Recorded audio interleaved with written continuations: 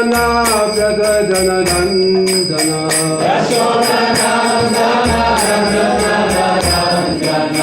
Yamuna Tira Vanachari Yamuna Tira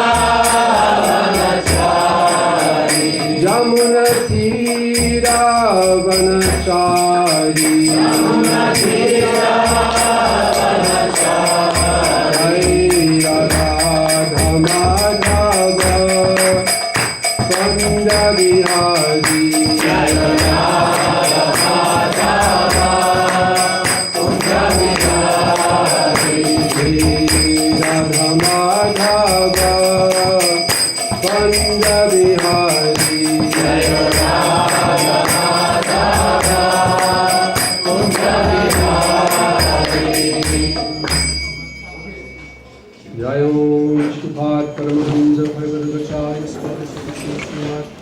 Divine grace, A.C. Bhaktivaibhava Swami Srila Prabhupada ki jai.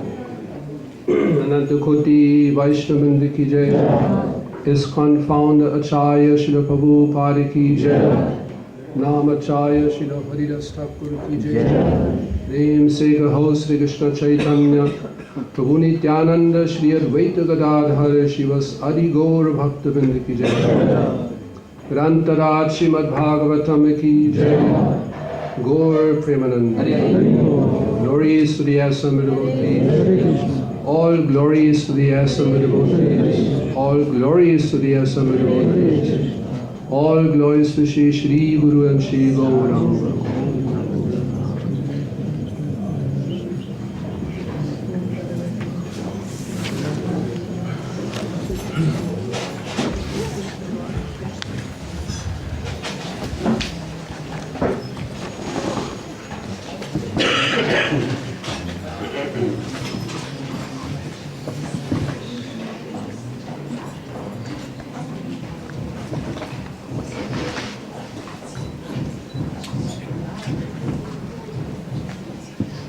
Now we are reading from the Srimad Bhagavatam, 9th canto, chapter 4, text 64. 9-4-64. Om Namo Bhagavate Vasudevaya. Om Namo Bhagavate Vasudevaya. Om Namo Bhagavate Vasudevaya. Om Namo Bhagavate Vasudevaya. Om Namo Bhagavate Vasudevaya. Om Namo Bhagavate Vasudevaya.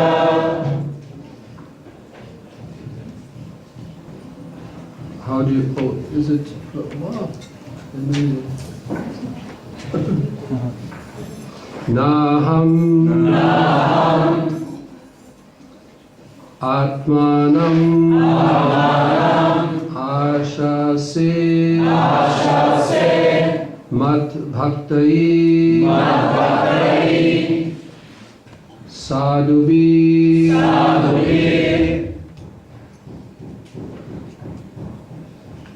Vina Shriyam Chat Adyantikim Brahman Yesham Gatihi Aham Para Naham Atmanam Ashase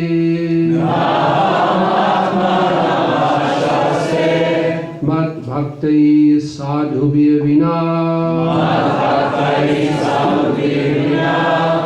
Shriyam Chantyantikim Brahman Yesham Gati Aham Para Naham Atmanam Ashase Mat Bhaktai Sadhubhya Vina Shriyam Chadyanti Kim Brahman Yesham Gati Aham Para Naham Atmanam Ashase Mad Bhaktai Sadhubhiravina Shriyam Chadyanti Kim Brahman Yesham Gatir Aham Hara Nahamasmanamashase Mad Bhaktai Sadhubhirvina Shriyam Chadyanti Kim Brahman Yesham Gatir Aham Para The ladies.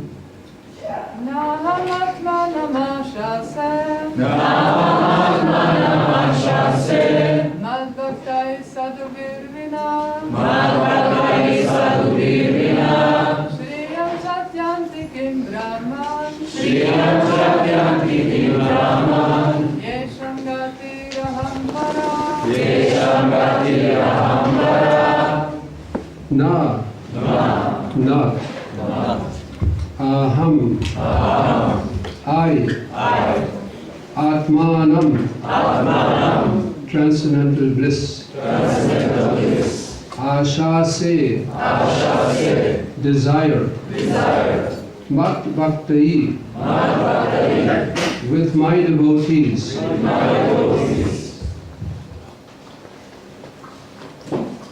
Sadhubi, with the saintly persons, Vina, without them, Shriyam, all my six opulences,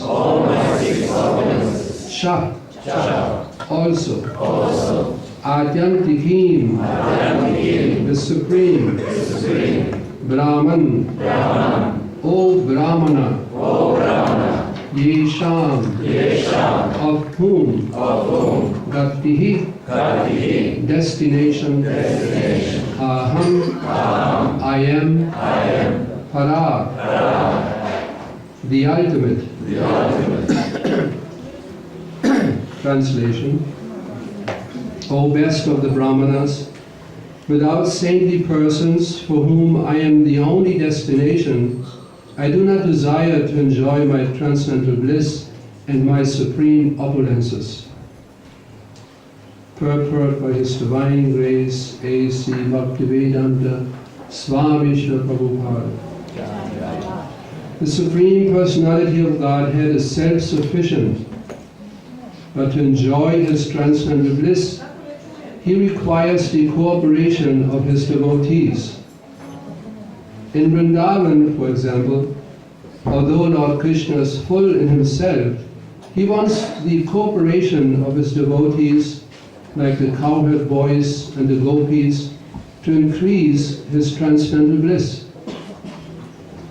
Such pure devotees who can increase the pleasure, potency of the Supreme Personality of Godhead are certainly most dear to Him. Not only does the Supreme Personality of Godhead enjoy the company of His devotees, but because He is unlimited, He wants to increase His devotees unlimitedly. Thus, He descends to the material world to induce the non-devotees and rebellious living entities to return home back to Godhead.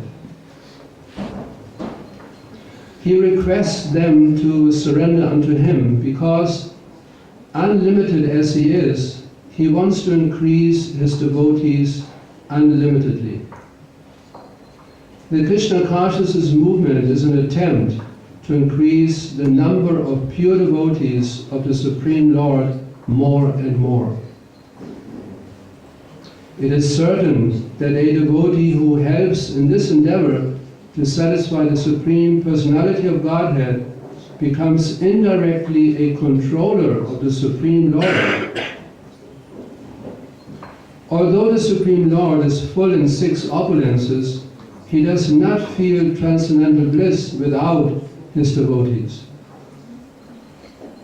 An example that may be cited in this regard is that if a very rich man does not have sons in a family, he does not feel happiness. Indeed, sometimes a rich man adopts a son to complete his happiness. The science of transcendental bliss is known to the pure devotee. Therefore, the pure devotee is always engaged in increasing the transcendental happiness of the Lord.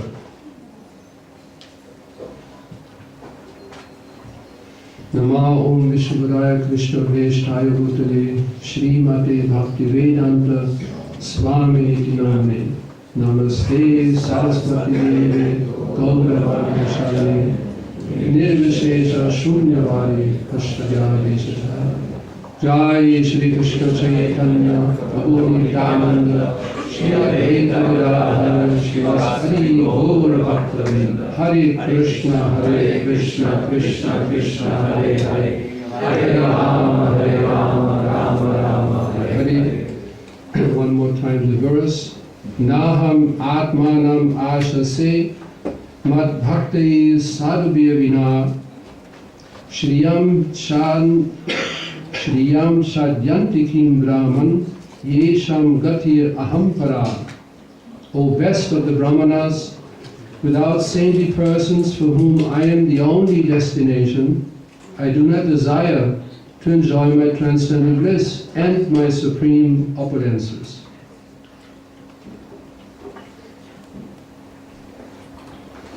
Yes, sometimes we might feel that since the Supreme Personality of Godhead is unlimited and he expands himself into innumerable incarnations, expansions, etc., which includes also the innumerable living entities, that sometimes we might feel, then what is my position? I'm so insignificant, of course, always in relation to the unlimited Supreme Personality of Godhead. There's no need to feel depressed when we hear that we are small, insignificant. Normally, if you tell a person you are small, you're insignificant, you just feel disappointed. But the philosophical statement is that the minute position, in that sense, insignificant, small, tiny, Srila Prabhupada also used the word tiny, the tiny living entity, it is always in comparison to the unlimited Supreme Personality of Godhead. So if something is unlimited, and then you call it, in comparison, small, still it has some significance. So we might feel like this. The Supreme Lord is being served by innumerable living entities, devotees in the spiritual world. They're innumerable. Then whether I surrender or not, what difference does it make? Does Lord Krishna even recognize that I'm existing? We might feel like this. But then again, we have to remember that the Supreme Lord is unlimited. meaning that his consciousness is so expansive that like a shadow, there's one description in one purport, Srila Prabhupada explains, it is like a shadow.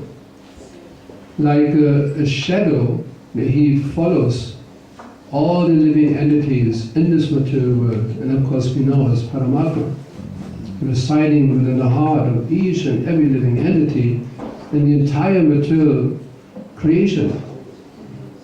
He is fully aware of each and every living entity's condition, their desires, their activities, since time immemorial. That is difficult to understand. But that faith the devotee must have, that although there are innumerable living beings, still Lord Krishna maintains a perfect and complete reciprocal relationship with each and every living entity. So these feelings we might in this material world sometimes harbor and have, that feeling far away from Krishna. Does Krishna even know me? That feeling of being separate, that's only generated by the illusory energy of Krishna. In fact, the living entity then thinks that the entire material creation is a separate existence from the Lord. In one sense, yes, it is. But in another sense, no. It is still the Supreme Lord's energy. And He pervades the entire material creation. But being influenced by the illusory energy of the Lord, one feels this way, separate. It is a separate existence, separate reality. Perhaps even the spiritual world might be something faint, something we cannot really comprehend, understand, far, far away. But it's exactly the opposite. This material creation is only a temporary, illusory manifestation. Vibhu, that Sanskrit word is being used. The Supreme Lord has been described as Vibhu, meaning that He is full of these six opulences. Srila Prabhupada also explained, referred to that in the purport. Vibhu refers to the six opulences of the Supreme Lord. They're unlimited. And the living entity is being described as Anu. Very, very small, tiny, again in comparison to Lord Krishna.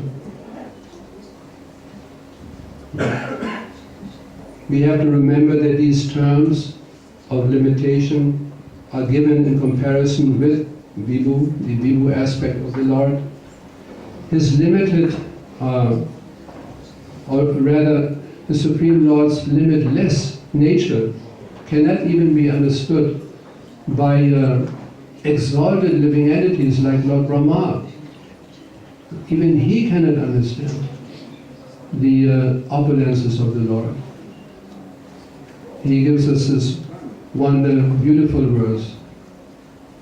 Jananta eva janantu kim bahuktina me prabhu manaso vapaso vacho vaibhavam tava gochara. In this verse, Lord Brahma explains Jananta, Jananta, that persons who think that they are aware of the unlimited potency of the Lord, the Janantu, let them think in this way. But as far as I'm concerned, Lord Brahma prays in this verse, as far as I'm concerned, I cannot understand whether with my words, what is that, the manaso with my mind, apuso with my senses, body, or vacha with my words, I cannot describe, I cannot understand the unlimited opulences of the Supreme Lord. And what to speak of us. Lord Krishna has the completeness and perfection to reciprocate with each and every living entity, despite their being innumerable, unlimited in number. This is one of the realizations which strikes us sometimes. This is why Rupa Goswami in the Bhaktivaibhava Swami, he gives that opening verse, Akhila Samrita Murti, that beautiful verse describing how Lord Krishna in a perfect way reciprocates with his devotees. Of course, a few examples are given in that verse, but we can also take it in this way, that he reciprocates in a perfect way with each and every living entity. The verse can be taken in this way. Achintya, again that word, is being used often. Achintya means inconceivable. And again, Rupa Goswami, he explains, unless one accepts the Achintya Shakti, the inconceivable potency of the Lord, one will not be able to understand him. One has to accept that his opulences, his energies, the Lord's consciousness, intelligence, everything related, connected to the Supreme Lord, Krishna, it is inconceivable. Achintya. He also states that Achintya, it is very important for Vaishnavas. Their understanding of the Supreme Lord is based on this understanding, concept, that he is inconceivable. Of course, to some extent we can understand, we can study, we learn, we can memorize, but as far as understanding is concerned, that is simply remains Achintya. In the Laghu Bhagavatamrita, there's one nice example given, that we even find inconceivable potencies in the ordinary things in this world. The example is given of mantras. They also have inconceivable potency. Just now, Roma Padmaj, he came across one article related to modern neuroscience. And this article explains that one develops a very, very advanced level of consciousness, intelligence, progress intelligence, just by chanting Sanskrit mantras. They discovered it. Just by chanting Sanskrit mantras. So mantras, they also contain inconceivable potencies. Mantras and gems, valuable stones, they also possess inconceivable potency. Herbs also, they possess inconceivable potencies. So why not the Supreme Personality of Godhead? It's certainly a nice argument. Certainly he possesses inconceivable potencies. Now we have a nice statement by Lord Krishna. I am called Atma Rama because I enjoy. I do not desire that enjoyment without the devotees. More than my own bliss, I desire the bliss of my devotees. Though both of us have spiritual forms, but the major forms of the spiritual function called mercy exists in the bhakta, within the devotees. Since it is the essence of the Chit Shakti, who gives bliss even to my Swarupa, Krishna explains, to my transcendental form, and attracts my Swarupa, my form. I eternally possess my 6 great qualities, but Without the devotees, I consider these to be barren, unproductive. This is how Krishna thinks. So there's a hope for us. There's some hope for us that Krishna truly desires the company of his devotees. Now, of course, we have to become devotees. That's the condition. This is our standing prayer, that one day we might become devotees, pure devotees of Lord Krishna.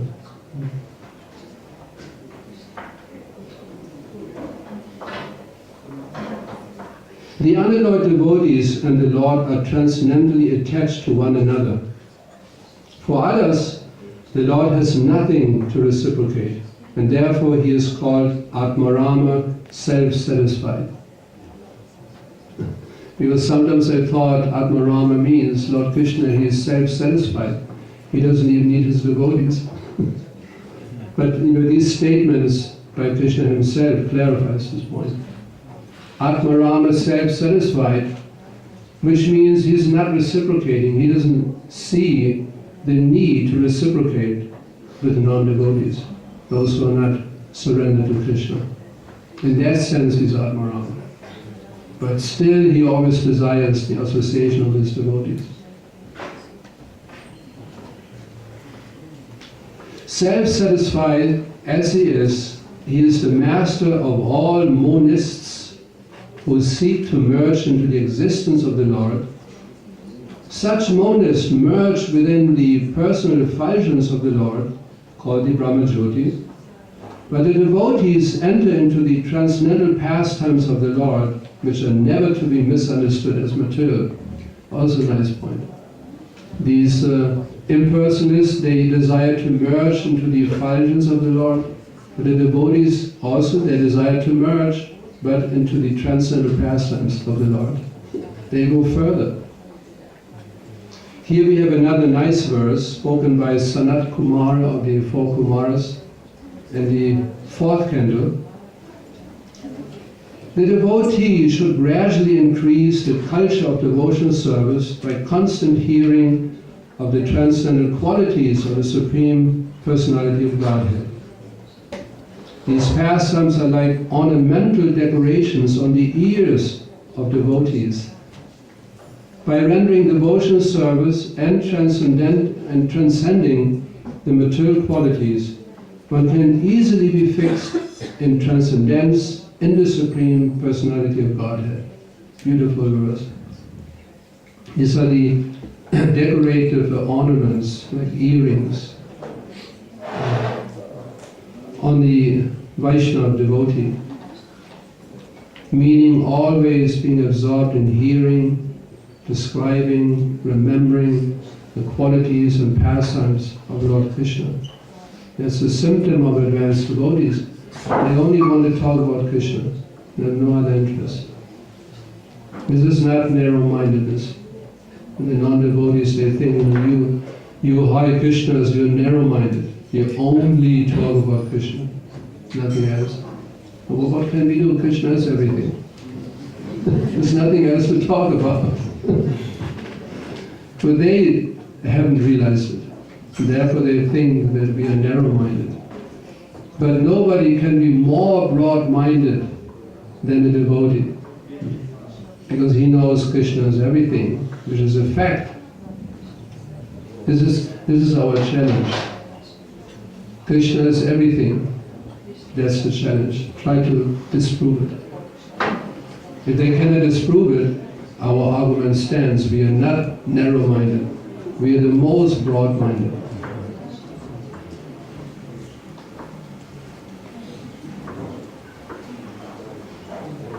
We can increase our propensity for devotional service by hearing Bhagavad Gita, Srimad Bhagavatam from realized souls. The more we hear from realized souls, the more we make advancement in our devotional life. These are all quotations from Srimad Bhagavatam. The more we advance in devotional life, the more we become detached from the material world. The more we become detached from the material world, as advised by Lord Sri Chaitanya Mahaprabhu, the more we increase in attachment for the Supreme Personality of Godhead. Now at the end I would like to share with you from the Jaiva Dharma a very interesting conversation between Raghunathas Babaji and Brajanath. Brajanath, he is inquiring from Raghunathas Babaji. I agree that the sufferings of the conditioned jivas are ultimately beneficial. This is what he explained before, surprisingly. But presently, it is very painful. Was it not within the means of the omnipotent Supreme Lord Sri Krishna to change this torturous path of material existence into an easier one? Why we have to undergo such a hardship to realize something? That we should surrender to Krishna. Why? Krishna is all powerful, he could make it a little more easy for us. That's the argument. Raghunathas Babaji replies, the leelas of Sri Krishna are unlimited and variegated. Material existence for the conditioned souls is another of his many unique activities. When the Supreme Lord willfully engages in a kaleidoscope of pastimes, why should it be unusual for him to enact this particular pastime? If the principle of variegated leelas is kept intact, not a single type of leela can be rejected. That's an amazing point. Of course, for us it is not a leela. We suffer, but Krishna does not suffer. For him, it is a leela, a dream. In his dream, in his sleep, slumber, yoga nidra, he creates this leela. Leela means for enjoyment. The Lord is enjoying whatever he does, he enjoys. So it is a leela in that sense. And just like any other leela of the Lord, we cannot reject it.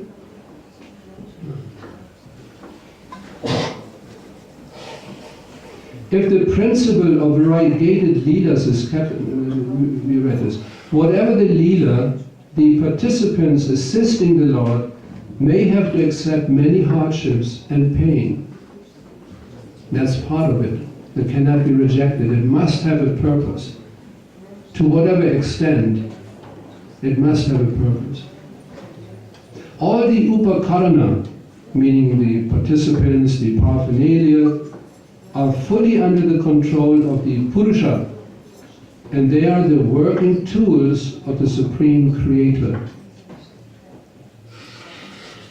In fully surrendering oneself to the sweet will of the Lord, it is only natural that one may have to accept difficulties also. If finally this material hardship turns into an auspicious state that is far from miserable, then why ultimately should one call it adversity? And this is, there's so many verses also in the Srimad Bhagavatam. This is how a devotee, a Vaishnava feels. That all the sufferings in this material world is nothing but an opportunity to surrender more to Krishna. So ultimately, what is there to lament? Yes, suffering is always painful, but if that suffering furthers my surrender to Krishna, then such a suffering is welcome. Queen Kunti, also she prays. Should not be imitated. We have difficulties enough. We should not pray for more difficulties. But this is how she prays. So what an exalted soul, Queen Kunti. Because she knew that all these difficulties the Pandavas experienced, it was due to, the point is, by these difficulties they received the darshan of the Lord. And as soon as all these difficulties disappeared, Lord Krishna also disappeared. He didn't see the need to stay longer. And this is why she prayed, let all these difficulties come again, because then again Lord Krishna will come and give his association to protect his devotees.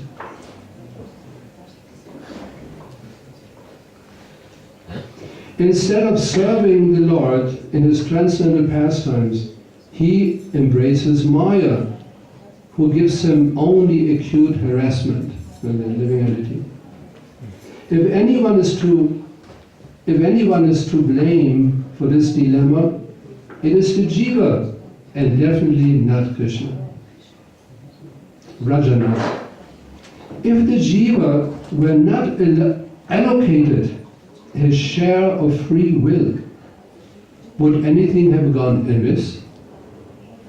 Sri Krishna's omniscient, so he knew that the jiva would have to suffer if given free will. Considering this case, is Sri Krishna not to be made responsible for the misery of the jiva? It's a very nice argument. And Krishna knows if I allocate the freedom of choice, free will to the living, it might misuse it, and then it has to suffer, therefore Krishna is responsible. Ravanadas Babaji replies, Svatantratam, Svatantratam means freedom of choice, free will. Svatantratam is indeed the rarest of gems. If the jiva were not awarded free will, he would simply be reduced to inert, insignificant matter. That's the difference between the jiva and matter. Matter does not possess freedom of choice. Otherwise, the seat would definitely arrange that I would not be able to sit on it. The seat would have freedom of choice. But not possible, therefore I can nicely take my seat.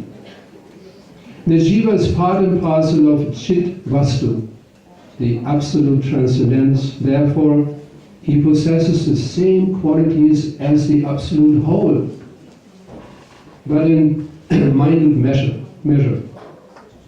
Supreme independence is the intrinsic characteristics of the ultimate spiritual substance, Sri Krishna. And to separate the substance from its essential characteristics is of course not possible. Therefore, free will is certainly present in the nature of the jiva, but proportionate to his infinitesimal size. The intrinsic constitutional presence of free will has elevated the jiva to a much higher status than matter, and has made him its lord and master in the material sense. It has also favored him with the possibility of becoming the dearmost servitor of Lord Krishna.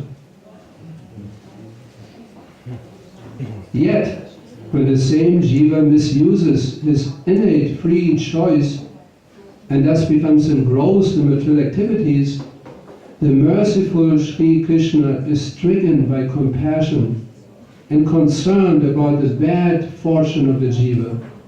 Lamenting, the Lord shadows the movement of the jiva, he also shadows the movement of the jiva, planning means to save him. So then he explains further, then he comes to Sri Chaitanya Mahaprabhu's incarnation.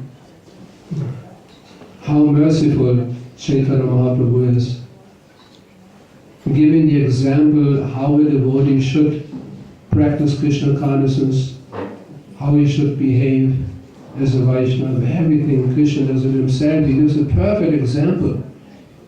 Now how the jiva can get out of this illusory concept of being the enjoyer, the controller, just loitering in the darkness of material existence since time immemorial. Lord Krishna is so merciful in his form as Chaitanya Mahaprabhu, and he gives that process. Hare Krishna, Krishna Krishna, Hare Hare, Hare Rama, Rama Rama, Hare Hare. Therefore, we always have to place in the forefront of all our activities this chanting of Hare Krishna. Gaur Premanande Hare. I don't know whether we have time for comments, questions. Wonderful. What is the schedule? Because I don't want to interfere with the other seminars. You definitely have time. Hmm? You definitely have time. I think up to 9. Yes. 9 is breakfast, isn't it? 9 is breakfast.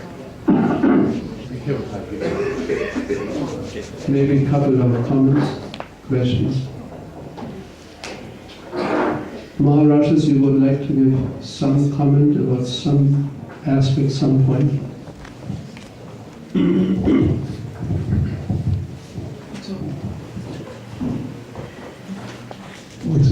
I find it very interesting because the unlimited Lord has unlimited compassion and wants the unlimited souls to come back to the spiritual world. So I think Srila Prabhupada exemplified that, in that in spite of all the difficulties he encountered, that he created a system called ISKCON and everything that he created in order to help not only those who are attracted to Krishna consciousness, but even to those who are not even attracted to Krishna consciousness. And he gave us a complete picture for the present, how to gradually bring people to Krishna consciousness and ultimately take shelter in the ISKCON movement, and also for those who have no attraction to the ISKCON movement in the future, how to bring them to a position where gradually they'll develop an attraction. That already brings up so many thoughts related to preaching. That's our responsibility, to not step in between the Lord's plan and Srila Prabhupada's plan, and to benefit the living entities. Their plans are unlimited. We cannot step in between. As preachers, we have to be extremely broad-minded. Of course, we should never compromise the principles of Krishna consciousness, but at the same time, we have to be extremely broad-minded, to be able to reach as many conditioned souls as possible. I'm quite sure that our Satchidananda Maharaj, he can elaborate on this point day and night. Maybe just a few words on this point. That we should not be careful not to limit our preaching activities, but at the same time not to compromise how to reach so many conditioned souls. And other organizations, they're way ahead of us. That's one thing I noticed. They're reaching so many people. How? That's not the point. I mean, you might argue in this way, but on the other hand, at least they're reaching people, So I was thinking the other day about this point. Yes, we can be very strict and non-compromising, but then if nobody is, getting in contact with Krishna consciousness, or just a very limited, then what's the point? So we have to, anyway, I'm getting carried away.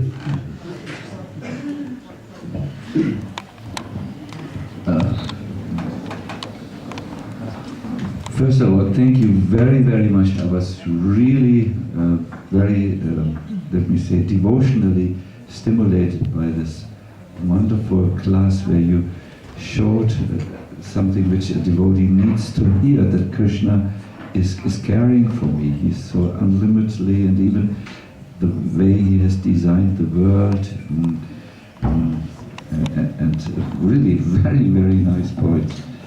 You've asked me to speak on creative ways to reach the conditioned souls. without losing the essence of Krishna consciousness.